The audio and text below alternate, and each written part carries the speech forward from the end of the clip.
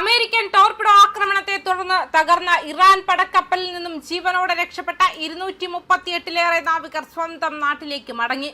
Iran യുദ്ധത്തിന്റെ തുടക്കത്തിൽ America നടത്തിയ ആക്രമണത്തെ തുടർന്ന് ഒരു മാസമായി ശ്രീലങ്കയിൽ കുടുങ്ങിക്കിടക്കുകയായിരുന്നു ഇവർ. വിശാഖപട്ടണത്ത് നടന്ന നാവികാഭ്യാസത്തിൽ പങ്കെടുത്ത് നാട്ടിലേക്ക് തിരിച്ചു പോകുന്നതിനിടയിലാണ് യുദ്ധം തുടങ്ങിയതും ഇവർ സഞ്ചരിച്ച പടക്കപ്പൽ ആക്രമിക്കപ്പെട്ടതും. ടോർപിഡോ ആക്രമണത്തിൽ തകർന്ന ഐറിസ് ദേന എന്ന കപ്പലിൽ നിന്നും ശ്രീലങ്കൻ നാവികസേന രക്ഷപ്പെടുത്തിയ 32 പേരും ഐറിസ് ബുഷഹർ കപ്പലിൽ ഉണ്ടായിരുന്ന 206 പേരും ഉൾപ്പെടെ 238 നാവികരാണ് മടങ്ങിയത്. ചൊവ്വാഴ്ച രാത്രിയോടെ ഇവർ വിമാനമാർഗം ഇറാനിലേക്ക് തിരിച്ചതായി ശ്രീലങ്കൻ പ്രതിരോധ സഹമന്ത്രി അരുണ ജയശേഖരാണ് അറിയിച്ചത്. 15 ഇറാൻ നാവികർ ശ്രീലങ്കയിൽ തന്നെ തുടരും.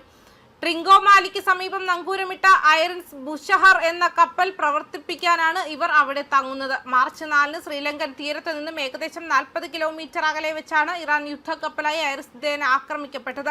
അമേരിക്കൻ അന്തർവാഹിനിയാണ് ടോർപിഡോ ആക്രമണത്തിലൂടെ യുദ്ധക്കപ്പൽ തകർത്തത്. സംഭവത്തിൽ 104 നാവികർ കൊല്ലപ്പെട്ടു. അപകട വിവരം അറിഞ്ഞെത്തിയ ശ്രീലങ്കൻ നാവികസേനയാണ് കടലിൽ അകപ്പെട്ട മറ്റുള്ളവരെ രക്ഷപ്പെടുത്തിയത്. ഇവർക്ക് പിന്നീട് ശ്രീലങ്കയിൽ ചികിത്സ നൽകി. യുദ്ധം നടക്കുന്നതിനാൽ ഇവരെ ശ്രീലങ്കയിൽ താമസിപ്പിക്കുകയായിരുന്നു.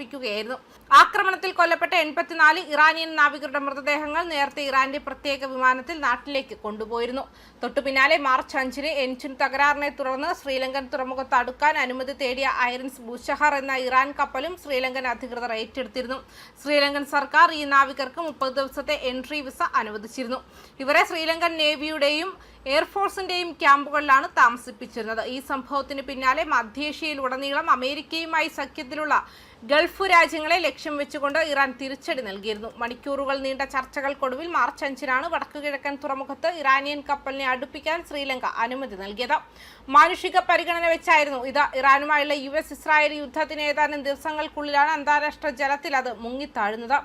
ഇത് സംഘർഷത്തിന്റെ നാടകീയമായ വികാസത്തെ അടയാളപ്പെടുത്തി. അതിനുശേഷം ഇറാൻ മിഡിൽ ഈസ്റ്റിലുടനീളം പ്രതികാര ആക്രമണം ആരംഭിച്ചു.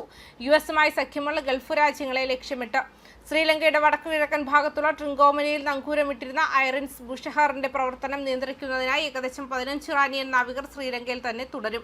മണിക്കൂറുകൾ നീണ്ട ചർച്ചകൾക്ക് ശേഷം മാർച്ച് 5-ന് ശ്രീലങ്ക ഇറാനിയൻ കപ്പലിന് വടക്കുകിഴക്കൻ തുറമുഖത്ത് നങ്കൂരമിടാൻ അനുമതി നൽകി. മനുഷ്യരാശിയെ സംരക്ഷിക്കാൻ ഒരിക്കലും മടിക്കില്ല എന്ന് അതിന്റെ പ്രസിഡന്റ് പറഞ്ഞു. മാനുഷിക മൂല്യങ്ങൾ പ്രകടിപ്പിക്കുന്നതിനൊപ്പം നിഷ്പക്ഷത കാത്തു സൂക്ഷിക്കുക എന്നതാണ് ഞങ്ങളുടെ നിലപാടെന്നും പ്രസിഡന്റ് അനുരകുമാര ദിസനായകെ അന്ന് ഒരു പ്രസ്താവനയിൽ പറഞ്ഞിരുന്നു. അന്താരാഷ്ട്ര കൺവെൻഷനുകളോടുള്ള നമ്മുടെ പ്രതിബദ്ധത പ്രകടമാക്കുന്ന വിധത്തിൽ ഇടപെട്ടു. നമ്മുടെ രാജ്യത്തിന്റെ പ്രശസ്തിയും അന്തസ്സും സംരക്ഷിക്കുകയും മനുഷ്യജീവിതങ്ങൾ സംരക്ഷിക്കുകയും ചെയ്തുവെന്നും അദ്ദേഹം വ്യക്തമാക്കിയിരുന്നു. ന്യൂസ് ഡെസ്ക് കർമ്മ ന്യൂസ്.